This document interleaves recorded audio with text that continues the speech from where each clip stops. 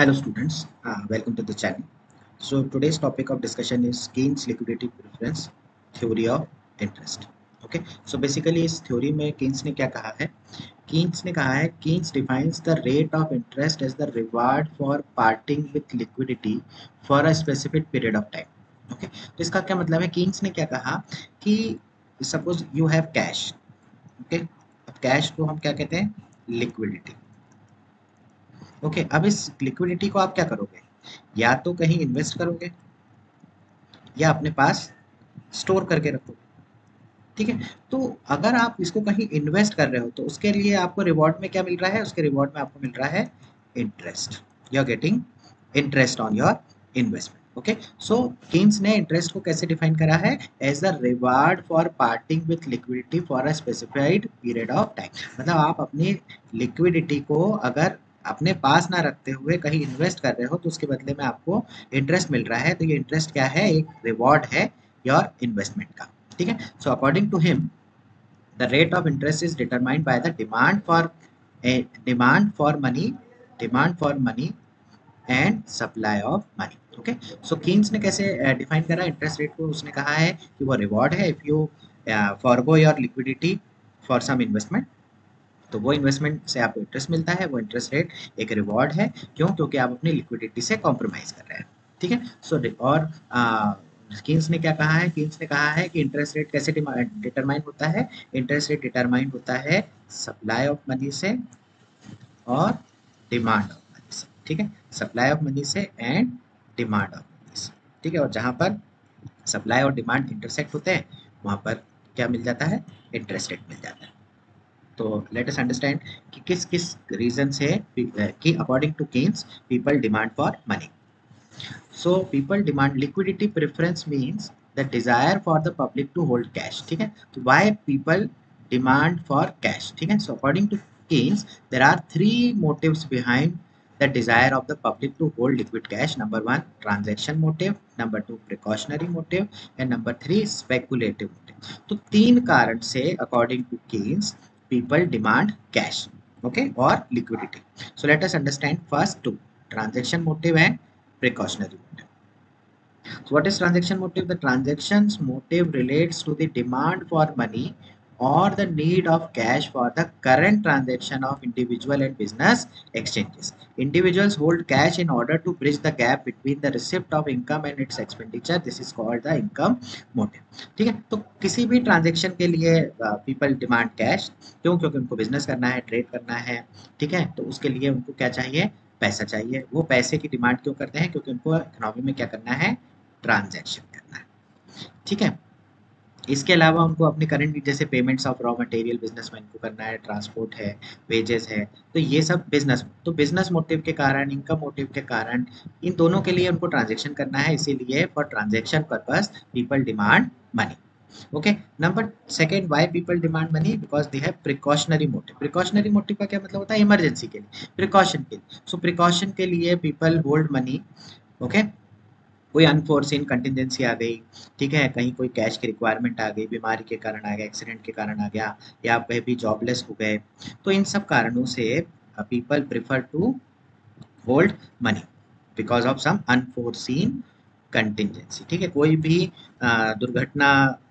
को काउंटर करने के लिए पीपल डिमांड फॉर मनी और उस डिमांड को हम क्या बोलते हैं प्रिकॉशनरी मोटिव ठीक है सो ये दो मोटिव से जो है लोग क्या करते हैं मनी की डिमांड करते हैं अब ये जो मनी की डिमांड है और ये जो पर्पस है ट्रांजैक्शन पर्पस और प्रिकॉशनरी पर्पस अब ये जो पर्पस है ये बहुत ज़्यादा इंटरेस्ट रेट पे डिपेंड नहीं करते हैं क्यों क्योंकि इंटरेस्ट रेट कोई भी हो कितना भी हो ये जो है लोग इसके लिए तो डिमांड करेंगे ही करेंगे ठीक है सो मनी की डिमांड इस पर्पस के लिए इंटरेस्ट रेट मनी की डिमांड के लिए बहुत ज़्यादा मैटर नहीं करता लेकिन जैसे जैसे इनकम बढ़ती है लोगों की लोग उस हिसाब से इनकम बढ़ेगी तो उस हिसाब से ट्रांजैक्शन पर्पस के लिए डिमांड करेंगे या प्रिकॉशनरी पर्पस के लिए करेंगे या इनकम कम होगी तो उस हिसाब से उसमें वो चेंजेस लाएंगे सो हम कह सकते हैं कि ये these two demand for money is relatively less elastic towards interest rate but more elastic towards income okay so ये आपको थोड़ा सा ध्यान में रखना है तो इसको समझ लेते हैं So Keynes holds that the transaction and precautionary motives are relatively interest inelastic. ठीक है, तो इंटरेस्ट रेट से उनको बहुत ज़्यादा फर्क नहीं पड़ता, लेकिन हाईली इनकम इलास्टिक, तो अगर इनकम बढ़ रही है तो वो प्रिकॉशनरी और ट्रांजेक्शन के लिए मनी की ज़्यादा डिमांड कर सकते हैं। इसीलिए हम इसको क्या कह सकते हैं, तो अगर मैं प्रिकॉशनरी और ट्रांजैक्शन पर्पस के लिए मनी को M1 से, क्योंकि मनी सप्लाई को हम इकोनॉमिक्स में कैसे डिनोट करते हैं, M से, तो अगर मैं इन दोनों को M1 से डिनोट करूं तो M1 is a function of income. ठीक है, M1 is more function of income. ठीक है, यहाँ L1 को हमने क्या बोला कि why L1 is the demand for money. ठीक है, तो M1 को हमने किससे, M1 क्या है, पर ट्रांजेक्शन पर्पस के लिए डिमांड फॉर मनी और प्रिकॉशनरी पर्पस के लिए डिमांड फॉर मनी, तो ये इनकम पे ज़्यादा डिपेंड करते हैं रादर देन इंटरेस्ट रेट। ठीक है, अब हम समझते हैं तीसरा पर्पस, स्पेकुलेटिव पर्पस। तो स्पेकुलेटिव पर्पस क्या है, स्पेकुलेटिव पर्पस तो है the speculative motive relates to the desire to hold one's resources in liquid form to take advantage of future changes in the rate of interest. तो यहाँ से हमको क्या समझ में आ रहा है कि जो स्पेकुलेटिव पर्पस है, स्पेकुलेटिव पर्पस है, उसमें लोग क्या करते हैं, कैश में रहना ज़्यादा पसंद करते हैं। They prefer to be on cash. क्यों? क्योंकि जो भी फ्यूचर अपॉर्चुनिटी है, फ्यूचर अपॉर्चुनिटी, वो फ्यूचर अपॉर्चुनिटी कब मिल सकती है, जब आपके पास कैश है। तो अगर भविष्य में इंटरेस्ट रेट कम होते हैं तो आप क्या करो, आप बॉन्ड में पैसा लगा सकते हो फॉर बेटर रिटर्न। ठीक है, तो अगर फ्यूचर में कुछ भी अनसर्टेनिटी होती है तो आप कैश में रहना पसंद करते हैं, ताकि आप उस कैश का इस्तेमाल ज़्यादा रिटर्न के लिए कर सकें। ठीक है, तो क्यों? क्योंकि हमारे को ये पता है, हमको ये पता है कि इंटरेस्ट रेट और बॉन्ड मार्केट में इनवर्स रिलेशनशिप। ठीक है, बॉन्ड प्राइस। ठीक है, तो अगर इंटरेस्ट रेट ज़्यादा है, अगर इंटरेस्ट रेट ज़्यादा है तो बॉन्ड प्राइस कम है, तो लोग क्या करेंगे, बॉन्ड को खरीदना पसंद करेंगे। और अगर अगर इंटरेस्ट रेट कम है, जैसे इंटरेस्ट रेट कम होने लगते हैं तो बॉन्ड प्राइस बढ़ने लगते हैं, तब लोग क्या करेंगे, बॉन्ड को बेचना पसंद करेंगे। ठीक है, तो इस तरीके से हम क्या कह सकते हैं, speculative demand for money is more interest rate elastic.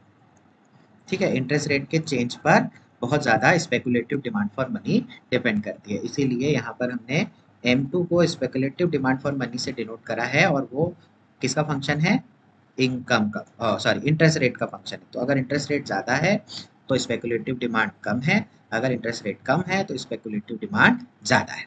ठीक है, तो इसका मतलब क्या है, geometrically it is a smooth curve sloping downward from left to right. तो अगर मैं इसको एक कर्व से बताऊं, यहाँ पर मैं बॉन्ड प्राइस ले लूँ, यहाँ पर मैं इंटरेस्ट रेट ले लूँ, तो अगर इंटरेस्ट रेट ज़्यादा है तो बॉन्ड प्राइस कम है, जैसे जैसे इंटरेस्ट रेट कम होते जाएगा बॉन्ड प्राइस भी बढ़ते जाएगा, और ये कर्व कैसा बनेगा, ऐसा बनेगा। ठीक है, तो ये तो हो गया आपका स्पेकुलेटिव डिमांड। तो तीन पर्पज से हम मनी की डिमांड कर रहे हैं, एक है आप कर रहे हैं ट्रांजेक्शन पर्पज से, एक आप कर रहे हैं प्रिकॉशनरी पर्पज से, और एक आप कर रहे हैं स्पेकुलेटिव पर्पज से। ये जो दो है वो इनकम पे डिपेंड कर रहे हैं, और ये जो है वो इंटरेस्ट रेट पे डिपेंड कर रहे हैं। तो इसको हमने, इन दोनों को हमने M1 से डिनोट कर लिया, इसको हमने M2 से डिनोट कर लिया, तो टोटल डिमांड फॉर मनी क्या हो गया, M1 प्लस M2। इसको मैं total demand for money M से कर सकता हूँ। और ये दोनों, ये किसका फंक्शन है, ये इनकम का फंक्शन है, ये किसका फंक्शन है, इंटरेस्ट रेट का फंक्शन है। तो टोटल सप्लाई ऑफ मनी किसका फंक्शन हो गया, इंटरेस्ट रेट, इनकम और इंटरेस्ट रेट का फंक्शन हो गया।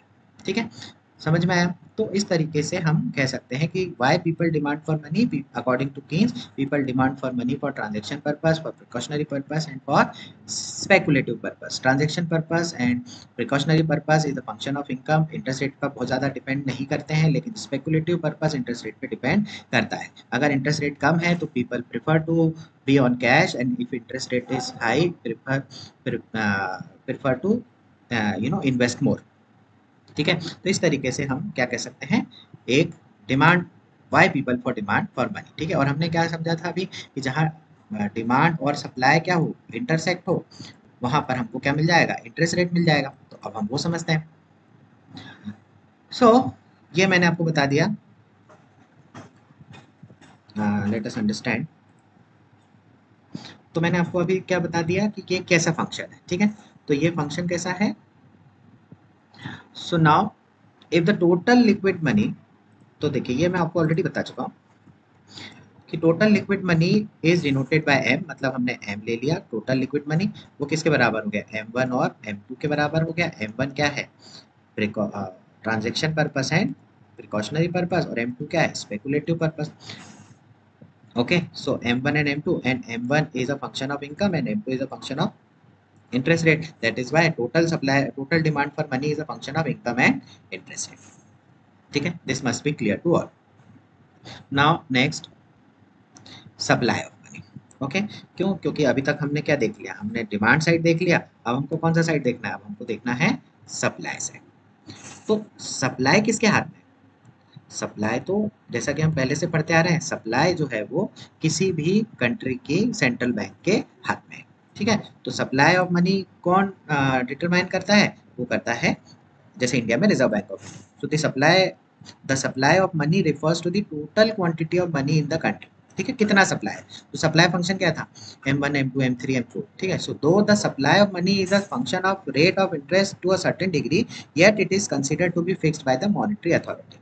Hence the supply curve of money is taken as perfectly inelastic, represented by a vertical straight line. तो ये आपको शुरू से पता है कि मनी सप्लाई कौन डिसाइड करता है, सेंट्रल अथॉरिटी डिसाइड करता है, मॉनेटरी अथॉरिटी डिसाइड करता है। It is irrespective to the interest rate, it is irrespective to the value of money. जितना मनी सप्लाई गवर्नमेंट चाहेगी उतना मनी सप्लाई, मॉनेटरी अथॉरिटी चाहेगी उतना मनी सप्लाई बढ़ते जाएगा। ठीक है, तो इसीलिए वो एक क्या होता है, स्ट्रेट लाइन होता है। ठीक है, तो हम इसको एक समझ लेते हैं। तो अब हमको क्या समझना है, जहां पर डिमांड है और जहां पर सप्लाई है। ठीक है, so determination of rate of interest, so like the price of any product the rate of interest is determined at the level where the demand for money equal the supply of money. ठीक है, तो ये demand for money है, ये demand curve है। क्यों demand curve है, कि जैसे जैसे इंटरेस्ट रेट, अगर इंटरेस्ट रेट ज़्यादा होगा तो आप कम डिमांड करेंगे मनी, इंटरेस्ट रेट कम होगा तो आप अपनी डिमांड फॉर मनी बढ़ाते जाएंगे। ठीक है, that is why it is sloping downwards. ठीक है, और जैसा कि हमने अभी समझा कि सप्लाई कर्व क्या होता है, सप्लाई कर्व एक स्ट्रेट लाइन वर्टिकल लाइन होता है। क्यों, क्योंकि ये कौन डिसाइड करता है, ये मॉनेटरी अथॉरिटी डिसाइड। तो जहां पर सप्लाई और डिमांड इंटरसेक्ट करता है वो क्या हो गया आपका, इक्विलिब्रियम इंटरेस्ट रेट। तो according to Keynes interest rate determination कैसे होगा, जब demand for money and supply for money intersect होगा तो हमको इक्विलिब्रियम मिल जाएगा। ठीक है, सो इनमें कुछ भी चेंज होता है तो हमको इक्विलिब्रियम में चेंज देखने को मिलेगा। तो अगर कोई भी डेविएशन होता है इस इक्विलिब्रियम पोजीशन से, मतलब क्या होता है कि अगर इंटरेस्ट रेट बढ़ जाता है तो नया इक्विलिब्रियम कहाँ होगा, और अगर इंटरेस्ट रेट कम होता है तो नया इक्विलिब्रियम कहाँ होगा, तो समझ लेते हैं।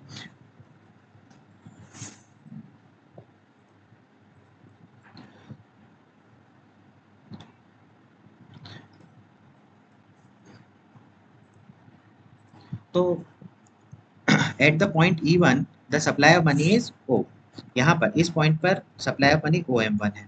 ठीक है, consequently the rate of interest will start declining. अगर इंटरेस्ट रेट डिक्लाइन होता है और R1 से R पे चला जाता है तो यहाँ पर नया इंटरसेक्शन पॉइंट मिल जाएगा। ठीक है, तो जब यहाँ पर आपको नया इंटरसेक्शन पॉइंट मिल जाएगा फ्रॉम OR1 लेवल, ठीक है, OR1 till the equilibrium rate of interest OR is reached. Similarly at OR2 level of interest rate the demand for money OM2 is greater than the supply of money OM। ठीक है, तो इस तरीके से as a result the rate of interest OR2 will start rising. ठीक है, तो यहाँ पर देखिए, अगर यहाँ पर इंटरेस्ट रेट है तो आप देखिए यहाँ पर सप्लाई है, तो इस गैप को पूरा करने के लिए इंटरेस्ट रेट को कहाँ पे जाएगा, यहाँ पे जाएगा। अगर ये यहाँ पर R1 है तो इस गैप को पूरा करने के लिए इंटरेस्ट रेट कम होगा। तो इस तरीके से एक इक्विलिब्रियम पॉइंट हमको मिल जाएगा। ठीक है, so this is how interest rate is determined according to Keynes। ठीक है, so it may be noted that if the supply of money is increased by the monetary authority। अब अगर मॉनेटरी अथॉरिटी ही decide कर ले कि हमको supply of money बढ़ाना है तो फिर ये कर कहाँ शिफ्ट हो जाएगा, फिर ये कर यहाँ पे शिफ्ट हो जाएगा। और अगर डिमांड उतनी ही है तो फिर नया इंटरेस्ट रेट हमको यहाँ पे मिल जाएगा। ठीक है, तो लिक्विडिटी, तो अगर monetary authority he supply of money बढ़ा देगी तो मनी सप्लाई बढ़ने से ऑटोमेटिकली इंटरेस्ट रेट कम हो जाएगा। ठीक है, सो इसीलिए यहाँ पर आपको एक नया जो है इक्विलिब्रियम पॉइंट मिल जाएगा। ठीक है, तो इस तरीके से आप समझ सकते हैं कि इंटरेस्ट रेट कैसे जो है डिसाइड। अब अगर मान लीजिए सप्लाई ऑफ मनी बढ़ा दिया तो हो सकता है इकोनॉमी में डिमांड फॉर मनी भी बढ़ जाए, तो फिर ये वाला जो कर्व है वो इस तरीके से शिफ्ट हो जाएगा। ठीक है, क्यों, क्योंकि सप्लाई ऑफ मनी बढ़ रही है तो लोग जो है ज़्यादा डिमांड करेंगे तो डिमांड कर्व भी शिफ्ट होगा। तो इस हिसाब से अकॉर्डिंगली इकोनॉमी अपने आप जो है वो क्या करेगा, एक इक्विलिब्रियम पॉइंट पर आ जाएगा। ठीक है, तो इसको हम फिर से पढ़ लेते हैं। So it may be noted that if the supply of money is increase by the monetary authorities but the liquidity preference curve L remains same, the rate of interest will fall. If the demand for money increases and the liquidity preference curve shifts upward, given the supply of money, the rate of interest will rise। ठीक है, तो जिस हिसाब से जो curve में change आ रहा है उस हिसाब से इंटरेस्ट रेट ऑटोमेटिकली एडजस्ट हो जाएगा। ठीक है, तो इस तरीके से कीन्स ने लिक्विडिटी प्रेफरेंस थ्योरी के हेल्प से इंटरेस्ट रेट डिटर्मिनेशन को समझाया है। ठीक है, अब इस थ्योरी के कुछ क्रिटिसिज्म भी हैं। तो पहला क्रिटिसिज्म क्या है कि it has been pointed out that the rate of interest is not purely a monetary phenomena, real forces like productivity of capital, ठीक है, थ्रिफ्टीनेस, थ्रिफ्टीनेस का मतलब क्या है, लोगों की थिंकिंग, ठीक है, लोगों की थिंकिंग, जैसे वो पैसा, जैसे इंडिया में सेविंग हैबिट ज़्यादा है, तो जहाँ पर सेविंग हैबिट ज़्यादा है वो भी आपको क्या करेगा, मतलब प्रिकॉशनरी मोटिव ज़्यादा है तो वो इंटरेस्ट रेट पे ज़्यादा डिपेंड नहीं करता है। ठीक है, liquidity preference is not the only factor governing the rate of interest, there are seven. तो लिक्विडिटी प्रेफरेंस जो है वो केवल अकेला फैक्टर नहीं है इंटरेस्ट रेट को डिसाइड करने का। जैसे मान लीजिए, जैसे इंडिया का केस आप ले लीजिए, तो इंडिया में जो है बाहर से इन्वेस्टमेंट बहुत आ रहा है, ठीक है, तो बहुत सारे अदर फैक्टर्स भी हैं जो कि रेट ऑफ इंटरेस्ट को अफेक्ट करते हैं। ठीक है, liquidity preference theory does not explain the existence of different rates of interest prevailing in the market. अब इंटरेस्ट रेट अलग अलग, इंटरेस्ट रेट अलग अलग लोगों के लिए है, ठीक है, फार्मर्स के लिए अलग है, बिजनेसमैन के लिए अलग है, सीनियर सिटीजन्स के लिए अलग है, तो वो भी एक इसको हम इस थ्योरी से एक्सप्लेन नहीं कर सकते हैं। Keynes theory only explains interest in the short run. तो कीन्स की जितनी भी थ्योरीज हैं वो केवल शॉर्ट रन के लिए, लॉन्ग रन को कीन्स ने इग्नोर करा है, तो ये भी एक शॉर्टकमिंग है। ठीक है, so this is how liquidity preference theory is explained by Keynes। okay, so let's end the topic। I hope आपको समझ में आया होगा। Thank you.